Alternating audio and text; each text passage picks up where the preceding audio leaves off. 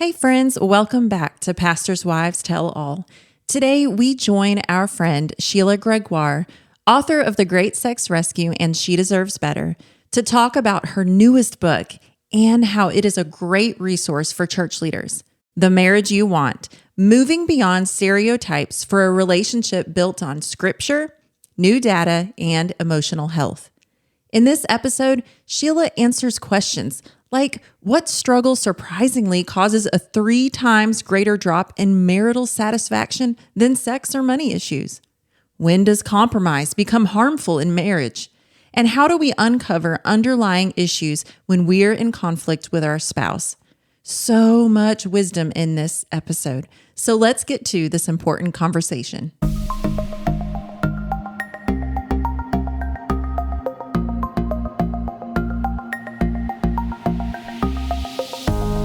I'm Jessica. I'm Jenna. And I'm Stephanie. And you are listening to Pastors' Wives Tell All, a podcast by pastors' wives for church leaders and anyone desiring to take a peek inside our glass house. We are breaking down walls and crushing pastors' wives stereotypes within the church. We want pastors' wives and other ministry leaders to know that they are not alone in this. Plus, this is basically therapy for the three of us with a whole lot of dance parties.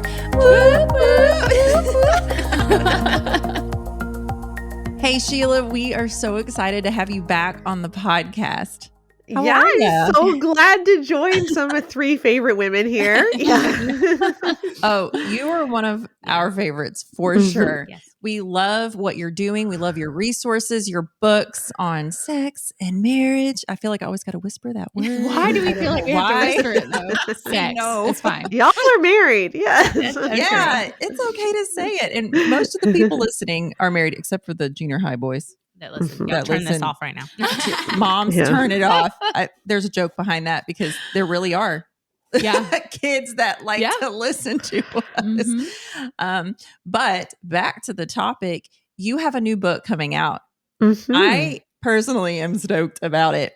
It's called The Marriage You Want, Moving Beyond Stereotypes for a Relationship Built on Scripture, New Data, and Emotional Health. I can't wait. So tell us why you saw the need for this book and why church leaders specifically need this in their marriage counseling arsenal. Right. Well, as you all know, we are very evidence-based. So we started our big pivot and our ministry got a lot bigger when we wrote The Great Sex Rescue, where we were looking at the effects of evangelical teaching on sex and how that impacts marital and sexual satisfaction. And you know, we've done a lot of work looking at some of these books that have really hurt us. And our question was, what if we wanted to build a healthy marriage from the ground up? Like, let's just forget about everything that we've heard and let's just measure what actually works and see how we can do that properly instead of writing marriage books based on people's opinions, which is really what has happened in the Christian world is things are just based on people's opinions and it doesn't work. And so I believe Jesus meant it when he said you can judge things by their fruit. And that's what we do. Mm-hmm. Yeah.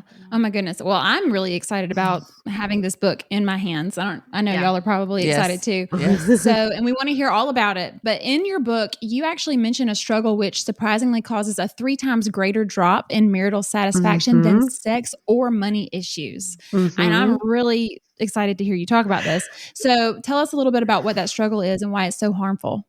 Do you want to guess what it is? Oh. Okay. Ooh, this is fun. Jessica, you're the best guesser. No, Jessica's like sex, money. Okay, sex, money. Well, I mean, I feel like it's not going to be kids, but I feel like kids can like definitely play a role. But I was just going to say communication is like a big one. It's housework and mental load. It's housework and mental load. Oh, yes. Yes. Okay. Mm-hmm. Tell us more. Mm-hmm. Yes, please tell us. So let's talk about all of it. Okay. So when she carries more than 75% of the household work and the mental load for the family, you see a huge drop compared to when he does 50% of it. So like you see a 30-point drop in marital satisfaction. When you go from having sex once a month to several times a week, you see a 10-point rise in marital satisfaction. When you don't have money problems, you see a 5-point rise. But when you go from her doing virtually all the housework and carrying all the mental load to him carrying half, you see a 30-point rise. Wow. So it's like, this is the thing that nobody talks about. That is, yeah. And that applies whether or not she works outside the home. So even for stay-at-home moms, you cannot carry all of the mental load for the family. It is too exhausting. And when she does, bad things happen to everything. Wow. You know, I don't think it's a coincidence that I have literally been seeing stuff about the mental, like these little reels on Instagram, like constantly this past couple of weeks about the mental load that the wife carries. Like, because it's not just cleaning the house. It's so much more than that. It's the organization of everything and like the preparation for everything. Like, oh yeah. So I don't think that's a coincidence. I've literally been seeing that everywhere. And I think the hard thing is going to be when people read this book and start to talk about this is to prayerfully get whatever. I mean, because there are some husbands that do more than the wives. So we'll put both, but we definitely know that the women are usually the ones doing this. But like, what happens to get men to the point to go, oh man, I'm not carrying my load? You know, because a lot of times we've heard in marriage counseling, they're going to throw out, well, I'm the one, you know, bringing home the majority of the money, you know, so when I get home, I'm tired, you know, and so there's no listening to the wife going, well, I'm also working, but then having to come home and do all of this. So to get them on the same page of communicating the importance of that and that it's a real thing and it's a real issue, I think it's going to be huge. Well, let me give you an example. Can I give you an example of mental load? Yeah. Okay. So let's say that a husband in a fit of like loving his wife says, you know what, honey, you go out Saturday morning and you spend the entire Saturday morning all to yourself, do whatever you want. I've got the kids. I'm going to take care of everything. And so she goes to the gym, she goes to her favorite coffee shop, maybe she goes to a bookshop, whatever. She has a lovely time. And then she comes home and the kids are ecstatic. They've had a great morning with dad. They made pancakes. It was super fun. And she sees, you know, there's still some dishes on the counter, but that's okay. And so, you know, she starts to clean things up, but then she notices that the present for the birthday party they're heading to at 2:00 isn't wrapped yet. It's still there. So that's okay. She starts wrapping that. But as she's going to get the wrapping paper, she sees that her son's science fair project is still on the table and nothing's been done for it. And she says, you know, what's going on here? And he said, oh, I didn't know you wanted me to do that. And she said, well, we talked about the fact that this project is due on Monday. We talked about it at dinner last night. And tomorrow we're going to be at church all day. So when was it going to get done? Right. And he's like, well, you can't blame me for that. And then she asks, well, has Janie practiced piano? Because the piano recital is coming up. And no, Janie hasn't practiced piano. Well, okay, but we have to leave in 2 hours. And so she starts running around like a chicken with her head cut off, trying to get, you know, the science project done and the piano practicing done. And he's like, why are you angry at me? And then he says, oh, by the way, my sister called and wants to know what we're doing for my mom's, for mom and dad's anniversary. And she's like, they're your parents.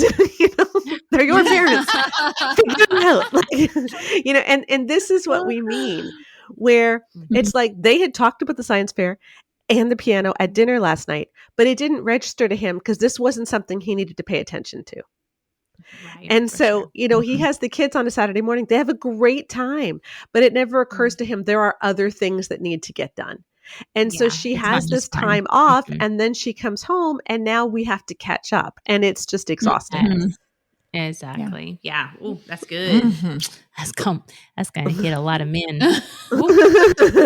Praise be. Right between the eyes. Okay, so let's keep going. Okay, so one thing that we have heard and we listened and we learned that compromise is good in a marriage a lot of times, but sometimes compromise cannot be the right way to go. So can you kind of tell us how that can actually not work for the couple's best interest on occasion and what we need to do to kind of help that situation? Sure. Okay. So let me tell you a story about Gabriella and Brad. So these are in chapter 2 of The Marriage You Want, this story. And this isn't a real one. This is like a composite of all the stuff that I hear on the blog all the time, but I'm sure you can relate to this story. So Gabriella is a nurse. They've been married for 12 years. They have 3 little kids. right? And she works really long shifts. She's exhausted. She's trying to still manage the homework and most of the housework and, trying to get babysitters because she doesn't work, proper hours. And it's exhausting. And she found out 6 months ago that her husband's been using porn their whole marriage. And so their sex life was already in the toilet, but now she just doesn't want to touch him. And she's freaked out. He isn't really going to counseling. And this is just terrible. And so he's really upset that she has cut him off of sex. And he's like, we need to go see a pastor. We need to go talk to our pastor. So they go in to see the pastor, and the pastor listens to both of them and says, Gabriella, you're not supposed to deprive your husband. So you need to give him more sex. And Brad, you need to help Gabriella. You need to start helping more around the house and helping with the kids a bit. And then that's a good compromise. Mm-hmm. And here's the problem. They weren't starting from an equal playing field. No. Okay. So Gabriella's doing almost everything for the family, and Brad has betrayed her. Mm. So you cannot compromise until you are on an equal playing field. Yeah. So what the pastor was asking her to do was above and beyond. Her husband had not worked to gain her trust back yet, but she's supposed to just have sex. Yeah. But what he's asking Brad to do, stuff he should have already been doing. Right. Yeah. Right? Exactly. Mm-hmm. So that isn't a compromise. And so we talk in chapter 2 about something called what we call the marriage hierarchy of needs. And we base it on Maslow's hierarchy of needs. Anyone who took psychology in college will know Maslow's hierarchy of needs, which is like, think of a pyramid, and the bottom of the pyramid are your most basic needs, right? Food, shelter, water, safety, etc. And you need to get those needs met before you worry about the next tier. Right? Yes. Which is like friendship, having fun, etc. And then the final tier is like self-actualization, pursuing your calling, finding meaning in your life, right? So basically, nobody is worried about sex when they're being chased by a bear, right? Okay, so we've got these fundamental needs we have to get met first. And marriage is the same way. Marriage has some fundamental needs that need to get met before you work on the next thing. So we call like that bottom tier just surviving. You're just trying to get the rent paid. You're just trying to get the laundry done. You're just trying to get the kids to school. You're just trying to get the kids fed, et cetera. Yeah. And everything is just focused on, I am just getting through the day. I am just surviving. And then you get to the living tier where, okay, now we get to start trying to enjoy ourselves. Let's try to build our friendship. Let's try to have some sex. Let's try to find a job we like. Let's work on improving our lives. And then you get to, let's really pursue the calling God has for us, right? So you have to do things in that order. And the problem is one person could be living at that top tier where they're pursuing the calling God has in their life and they're really enjoying their life. But in the process, they're pushing their spouse down to the bottom tier. Yeah, that's true. Mm-hmm. So they are sitting there merely surviving. And that's what was going on with Gabriella and Brad. He's having a good time. He's doing what he wants to do. And his wife is barely surviving. And then they say you need to compromise by each fulfilling a need. It's like, well, no, Brad needs to get down in the trenches with her. Yeah. Brad needs to be in the survival mode too, so that they can lift both of them up. Right. It's like we hold like women, even though for so many years, we didn't want to put women with men that were equal, for generations. But then we hold women to a higher standard and they have to do more things than men.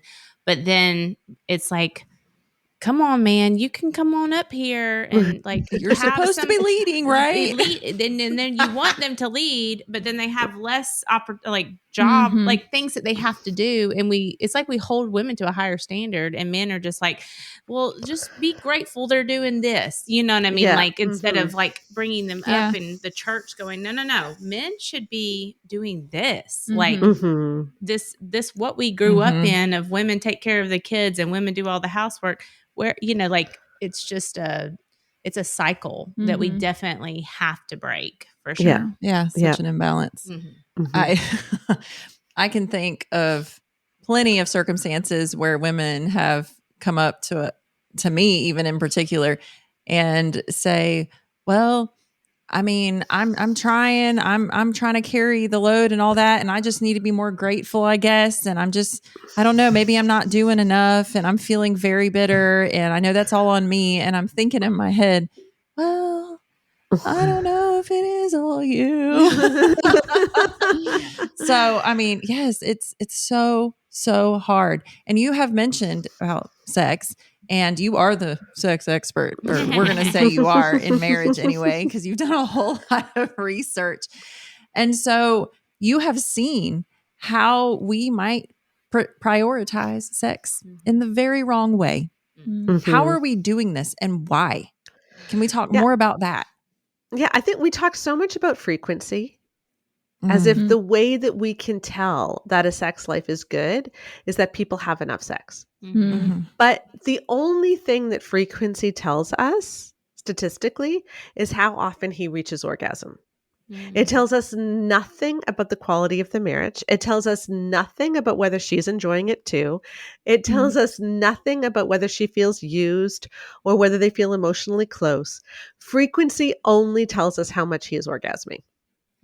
And so we need to take a huge step back, and we need to understand that sex is something which is supposed to be mutual, intimate, and pleasurable for both.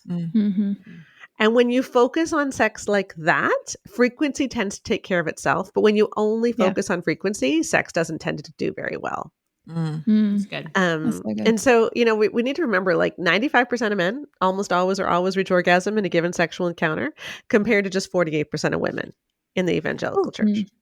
So that's a lot of women. That's called our orgasm gap. That's a lot of women who aren't having very much fun, right? Oh, goodness. Yeah.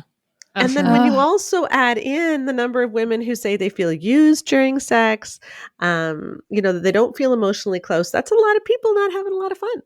And so we have to figure out how to talk about sex in a much better way. Yeah, sure. We agree. We agree with that.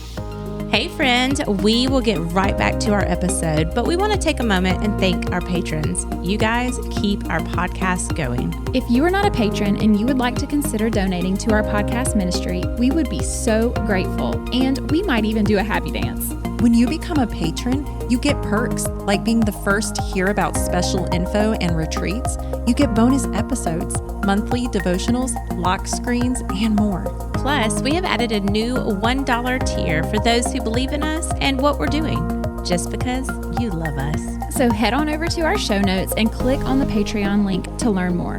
Now let's get back to our episode. Okay, so according to your research, there's something called the unfairness threshold, and it supposedly kicks in at the year of 15, like 15 years of marriage. So what is this, and how do we avoid that? Because I mean, I'm almost married for 17 years, so I'm interested to hear. Well, I have some guesses, because I was like, wait a second. Is this what she's talking about? Because I feel like we've been there. And so now I'm curious about what you're going to say. Okay. Well, we measured this. We found the same phenomenon across a number of different things. But basically what happens is when there's an unfair imbalance in some aspect of your marriage, women don't care for the first 5 years. And they can put up with it for 10. But then at 15, things start to get really bad and they go downhill fast. So you can put up with something for a certain amount of time and it doesn't bother you, but it will eventually bother you if it is seriously unfair.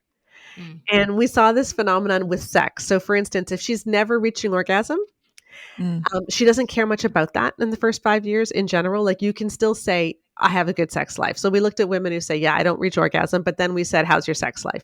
And they still rate their sex life as pretty good in the first 5 years. Oh, wow.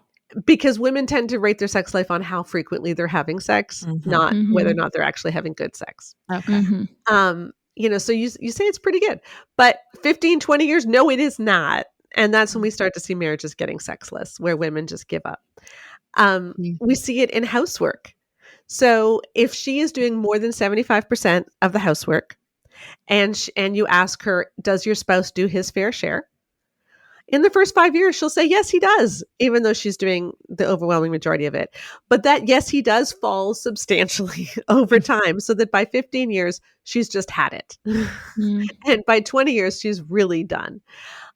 We see it in terms of who is the one who tends to initiate repair. So when there's a problem in the marriage, who initiates repair? Who's the first one to say, hey, can we do something about this? And when she's the one who tends to do that, the majority of the time, again, doesn't bother her for the first little bit, but it seriously does bother her over time. And I think this is so important for people to understand, is that often we as women, we think, I'm just going to love my husband. I'm just going to show him grace. I'm just going to be Jesus to him. I'm not going to demand too much. I'm not going to keep a record of wrongs. And we tell ourselves why it's good to put up with these things. It shows that we're being spiritual. It shows that we're being kind, etc. But you can't do that forever. You weren't built to do that forever. Your body can't carry that much stress forever.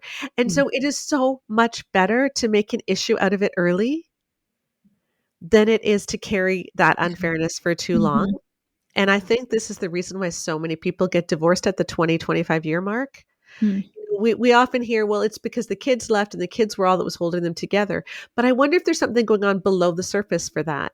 Right. Maybe it's that things have been unfair for so long and she managed to keep it together for the kids. But when the kids weren't there, she couldn't keep it together anymore. That's good. Well, and everything you're saying, Sheila, is going back to communication.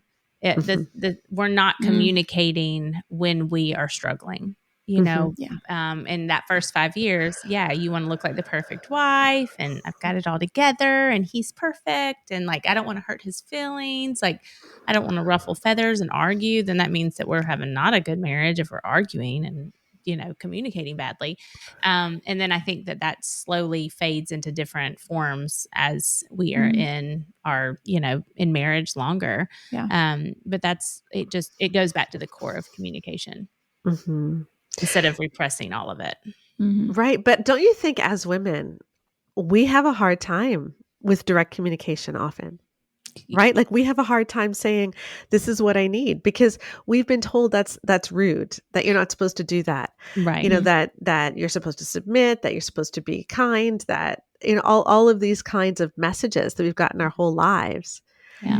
And I remember one story I heard of a couple, it was Thanksgiving dinner and the husband and wife were doing the dishes in the kitchen when the husband's mother wanders in and says, oh, Aunt Trudy, she's so lonely at the nursing home because all the other residents have dementia and she really doesn't. And it's just so hard for her there. And then the mother leaves the kitchen and the wife turns to the husband and says, your mom wants you to go visit Aunt Trudy. And the husband says, no, she doesn't. She would have just asked me. No, she wants you to go visit Aunt Trudy. And so he calls the mom back in and says, were you trying to get me to visit Aunt Trudy? And she goes, well, of course I was. You haven't seen her in ages. And, but often we do this because if we ask outright, they might refuse. And if they refuse, then we need to do something about that. That means that our marriage isn't good. Like if I'm asking for something and he's refusing. Yeah. And so instead I might beat around the bush. I might leave hints because then it's not out. If he's not listening to me, it's not apparent. I can kind of pretend we're still okay. Yeah. And we need to get a lot more comfortable with direct communication. Yes. Yeah. Correct. I agree. Yeah, Sheila, I think what you're talking about is so right. I think the bottom line is we don't want to be hurt, because if we directly say it and they hurt us because they don't agree or they refuse, and we know that if we do that and they really say something that's going to hurt us or refuse, then man, that's going to break us.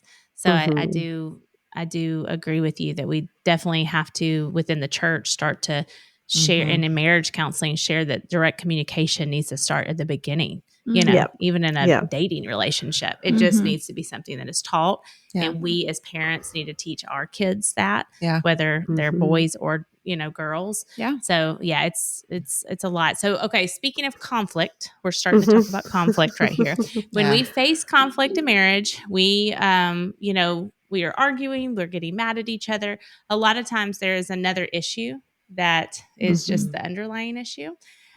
So how do we uncover the real issue that's happening and stop arguing about the things that really don't matter? How do we get to the bottom line and start to heal our marriages from that point? I think often when we're in a conflict, the problem is we're in this like win-lose mentality. Like one of us is going to win and one of us is going to lose, because that's the way a lot of conflict is framed. Like let's say that you're fighting about whether or not you're going to move. Like that's a pretty big issue, right? Like let's say that you want to move back home close to your family because you don't have any friends in the area and it's just getting really hard, but he has a job that he finally likes and he doesn't want to leave that job. So I mean, obviously only one of you can win and one of you needs to lose, right? Because you either move or you don't. But what if we saw that in a different way? And what if instead of asking, are we going to move or are we not going to move, we start asking, what is it that we each need? Because then maybe we can come up with different solutions that we didn't even think of. And if she can talk about how, I don't feel like I have any friends, I don't feel like I have any support. Well, maybe the issue is you're at the wrong church. Like maybe you need to switch churches. Maybe we need to be more proactive in inviting people over for dinner and getting to know some people. Like there could be a lot of other things there too, right? Or, maybe there's other jobs he can get somewhere else and he's just afraid to go look for them. But when you start looking at, okay, what is the underlying issue? Then you can start asking, all right, how can we make sure that my husband's on a good career path or that I'm on a good career path? How can we make sure that we have support for raising our kids and that we have friends? Because we need these things. These are totally valid. But if we frame it as, are we going to move or not? Then it's like you're fighting each other. But if we frame it as, what do we each need right now? Then we can brainstorm, how can we meet those needs in ways that satisfy both of us? Yeah. Well, and I think also it's like, so let's just take, I still remember one of our first retreats. I remember a pastor wife and I talking, and there was a similar situation. And the thing is, when you do finally bring it to him, what if he just says, well, this is what we're doing? Like this is what we're doing. Like, it doesn't even give you an in to even have a conversation about it, because, we hear on our Facebook closed group of women that are just saying, our husbands are just saying, this is how it is. And that's all that matters. And there's no communication happening. There's no, the husband even letting the woman in to be able to help make a decision. So you're going to have the women out there going, okay, that's great, Sheila. Like, the underlying issue, but what if my husband won't even get to that point because he's just like, this is what we're doing in a discussion. Right. And that is a big problem. And that's why I really hope that people will take a look at The Marriage You Want. Because one thing it has in it that men especially tend to like is there's a lot of charts. Okay. There are a lot of charts. There's a lot of graphs that show what's related to it. And I want to tell you a story. Okay. Imagine that we have two groups of hikers. Right? One's wearing green shirts and one is wearing purple shirts. And they each start from the same place, but they're going in different directions. Now, that's what we find with data, is that like things tend to travel together. All right. So here's what we did. We surveyed about 7,000 people for this book.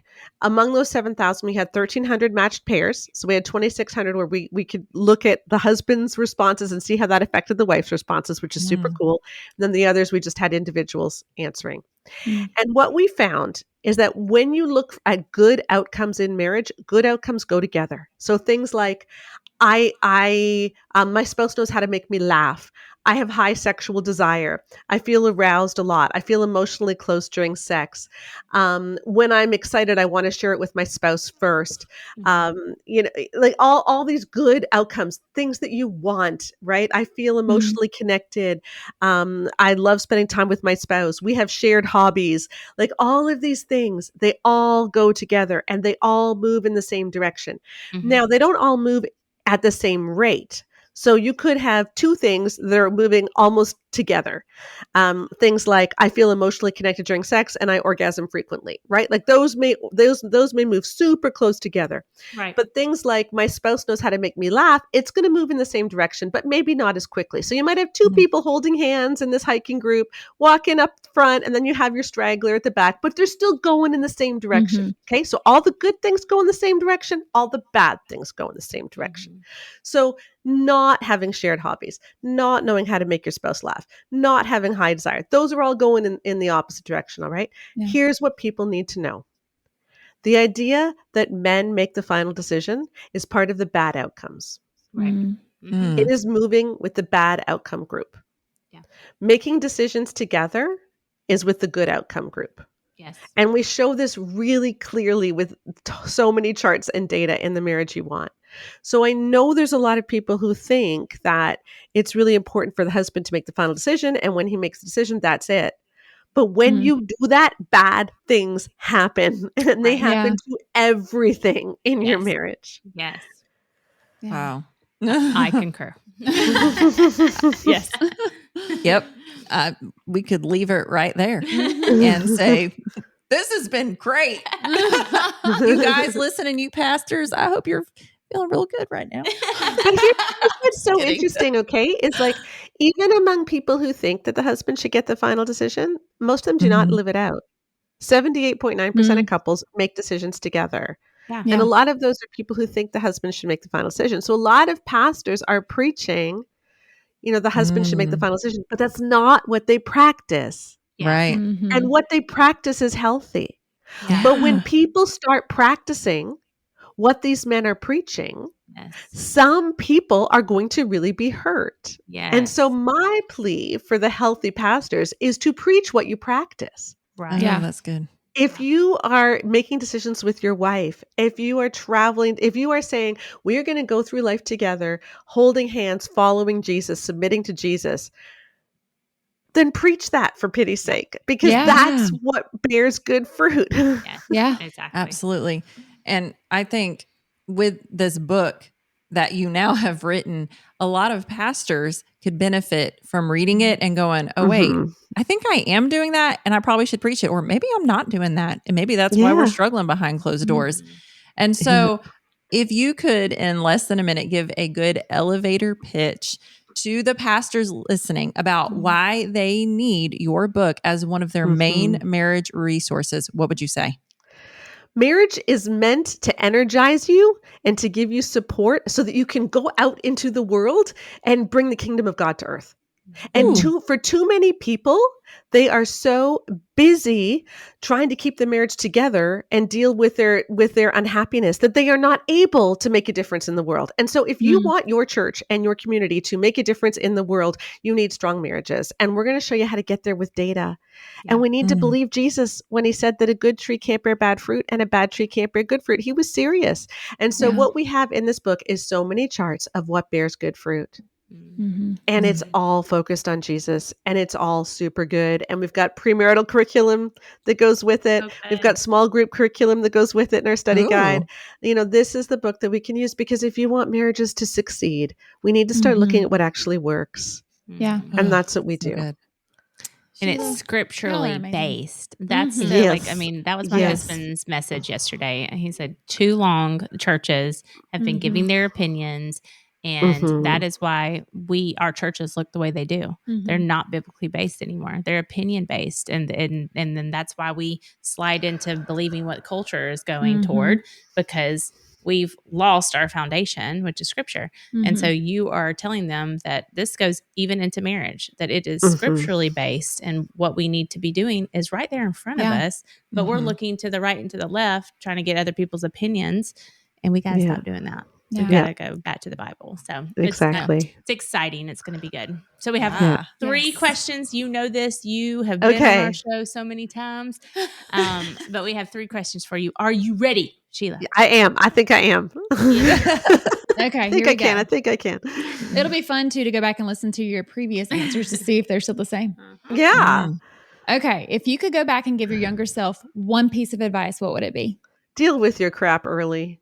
Just deal with your crap early. Seriously. We've all got crap. Yeah. Yeah. We all got crap. We sure do. I feel that. Okay. What are you doing with your spouse lately to keep marriage fun? We go bird watching a lot. Yeah. Oh my gosh, that's my mom. My mom does that. It's my husband's big hobby. I like it. I don't like it as much as he does. But what I do like is just getting outside and hiking. Yes. And getting outdoors. So that's great. That's really fun. Fresh air is always good for you. Hey, do y'all have quick question? Do y'all have one of those bird nests, or not nests? It's like a bird house that you have an app to, and it has a camera inside of it so that it shows you the bird? We don't. No. You need to get that for your husband for Christmas. There you go. Wait a minute. I need to get that for my mom. Yeah, it identifies, the app will take a video of the bird, so you can pull it up on your phone. Apparently, I've seen videos. It's so cool. So you're up close and personal with this bird, but then it identifies the bird for you, tells you what kind it is, where it came from, all of that. So it's really cool.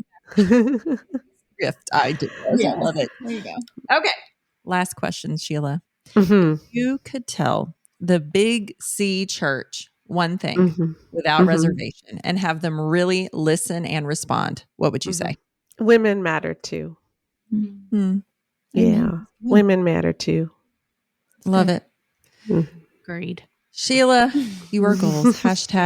#goals. And we love you and we appreciate what you're doing. And we're so, so grateful you took time to speak with us again for a little bit. And we cannot wait to get that book. If you are listening to this, go to the show notes. We will have a link to where you can pre-order that book. Right. The Marriage You Want. It's out March 11th. So I don't know when this is airing, but The Marriage You Want. Yeah. Coming soon. It might be out. Okay. So whatever link you need, people, it shall be. It shall be in the show notes. Yes. And check out all of her other wonderful books as well. Yes. Our amazing resources. So good. Churches. So, yes. Okay, Sheila, until next time. Bye for now. Bye. Okay, friends, if you have enjoyed this episode as much as we have, please help us spread the word on Facebook and Instagram. If you didn't know yet, Instagram is where all the fun is at. From dance reels on Wednesdays to spiritual encouragement and laugh out loud posts in between, there is something for everyone. And last but certainly not least, if you could take a moment right now to stop what you're doing and give us a rating and review, even subscribe to our podcast, this seriously helps other people find us who wouldn't be able to otherwise. Thank you so much for your love and support. We hope you'll tune in next week.